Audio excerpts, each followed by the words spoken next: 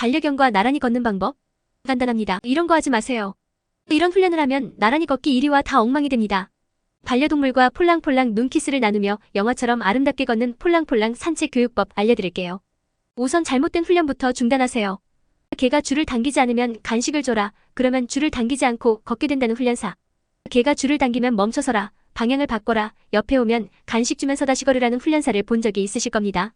간식을 사용하니 인도적 훈련처럼 보일지 모르지만 실제로는 개에게 좌절감과 분노를 유발하고 상황을 악화시키는 구식 훈련. 그런데도 반백년이 넘도록 똑같은 내용이 그대로 복제되어 돌고 돌아요. 줄을 잡고 함께 걷던 사람이 갑자기 멈춰서면 어떨 것 같아요? 개는 불쾌감과 고통을 느낍니다. 개가 어떤 말을 하는지 잘 보세요. 혼란, 짜증, 분노를 표현하죠. 그런데 훈련사는 아무 반응도 없습니다. 공감도 배려도 없어요. 같이 걷고 싶을까요? 이런 행동은 우리 눈키스하며 나란히 걷자라는 메시지를 개에게 전달해주지 못합니다. 개가 경험하는 것은 몇 걸음 걷고 나면 줄이 당겨진다는 사실뿐이에요. 도대체 뭘 원하는 건지 개는 이해할 수 없어요. 그래서 난감한 표정으로 자리에 주저앉은 겁니다. 코끝부터 발끝까지 온몸이 스트레스로 경직된 것 보이시나요? 훈련사의 행동만 떼어서 보세요. 측면으로 몸을 돌리고 목석처럼 서 있거나 의미 없이 자리를 바꾸거나 방향을 바꾸며 개를 혼란스럽게 합니다. 여러분은 훈련사의 의도가 이해가 되나요? 개가 이 상황에서 할 수 있는 건 뭘까요? 훈련사에게 돌아가거나 속 터진다고 표현하거나 주저앉아서 좀비가 되거나. 개가 훈련사에게 돌아간다면 이유는 단 하나. 줄이 당겨지면서 몸에 가해지는 압박, 즉 혐오 자극에서 벗어나기 위해서죠. 이렇게 훈련사에게 돌아갔다 오기를 몇 차례 반복하고 나면 10중 8구 개들은 스트레스로 폭발합니다. 심하게 몸을 털고 입술을 핥고 분노에 차서 훈련사를 노려보고 줄을 이리저리 당기며 짜증을 표출합니다. 개에게 분노를 학습시키고 장려하는 셈입니다. 더 자세히 알고 싶은 분은 도서 브레인 쉬프트를 참고해주세요. 이 방법도 마찬가지입니다. 영상의 반려견은 저희 교육을 받았고 나란히 잘 걷는 아이였는데요. 잘못된 워킹 한 번으로 산책 습관이 어떻게 악화하는지 보세요. 처음에 반려견은 눈을 마주치며 잘 걷죠. 그런데 훈련사의 바디랭귀지를 보세요. 대화가 되지 않자 답답해진 반려견의 스트레스가 올라갑니다. 이번엔 훈련사가 갑자기 맥락 없이 멈춰서 반려견에게 간식을 주죠. 반려견의 얼굴을 만지기까지 합니다. 반려견의 행동을 잘 보세요.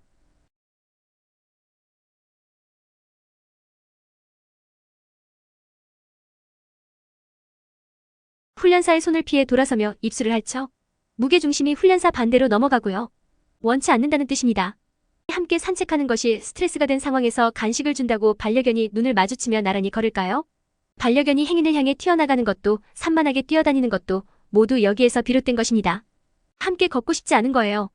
반려견이 바뀌어야 하는 문제라고 생각하세요? 이제 훈련사는 간식 디스펜서를 자처합니다. 정작 개가 눈을 맞추며 훈련사의 의사를 묻거나 도움을 요청할 때 훈련사는 아무 반응이 없어요. 훈련사가 간식으로 개를 컨트롤하려고 하죠. 반려견의 의사는 상관없이요. 개가 간식만 받고 튀어나가는 이유예요. 또 한 가지. 두 영상 공통으로 보이는 수시로 줄을 낚아채듯 당기는 습관, 줄을 잡고 씨름하는 습관은 바꾸기 쉽지 않습니다. 줄을 착용하고 산책하는 반려견에게는 다가가지 않는 것이 매너라는 사실도 꼭 기억하세요.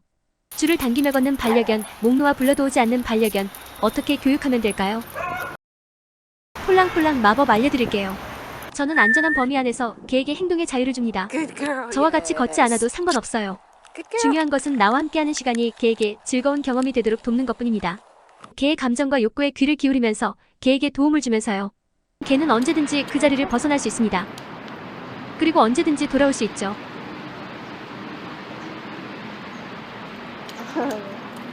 뭐 같아? 그러면 개는 곧 함께 걷는 것을 선택합니다. 즐거우니까요. 순식간에 줄이 없어도 영화처럼 아름답게 눈키스를 하며 산책하는 아이가 됩니다.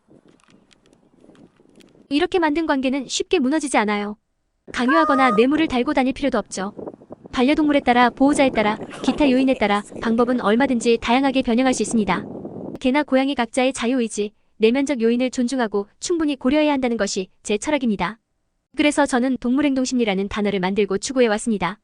기억하기요, 반려동물은 동전을 넣으면 어김없이 음악이 흘러나오는 주크박스가 아닙니다. 자신이 동물에게 하는 행동이 R+인지 확인하고 싶다면 반려동물 당사자의 이야기를 들어보면 됩니다. 반려동물이 행복한 상태라면 R+에 맞는 행동을 한 것이 맞습니다. 반려동물이 스트레스를 표현한다면, 더 많이 짖는다면, 공격적인 태도 또는 회피하는 태도를 보인다면, 어떤 형태로든 부정적 반응을 보인다면 그것은 잘못된 방법입니다. 구매 순간 반려동물의 의사를 확인하면서 재점검하세요. 무엇보다 반려동물의 언어를 잘 알아야겠죠. 반려견 언어 온라인 코스에서 경험해보세요. 연락받으실 이메일 주소를 적어주세요. 접수가 시작되면 알려드리겠습니다. 여러분 오늘도 폴랑폴랑 하세요.